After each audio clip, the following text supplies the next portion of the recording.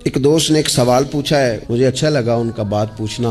انہوں نے یہ پوچھا ہے کہ اگر کسی شخص کے والدین دنیا سے چلے جائیں اور جانے کے بعد اسے احساس ہو کہ مجھ سے بڑی غلطیاں ہو گئیں، اسے احساس ہو کہ بڑی کوتاہیاں ہو گئیں، بڑی جگہوں پہ میں بھول گیا۔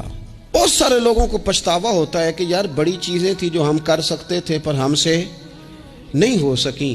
انہوں نے پوچھا جی کوئی اب بھی کوئی اس کا حل ہے؟ تو میں نے کہا ہے نا، ہم رسول رحمت کے ماننے والے ہیں صلی اللہ تعالی علیہ وسلم۔ نبی پاک صلی اللہ تعالی علیہ وسلم نے ارشاد فرمایا، الترغیب والترہیب میں حدیث موجود ہے، حضرت انس بن مالک رضی اللہ تعالیٰ عنہ حدیث کے راوی ہیں۔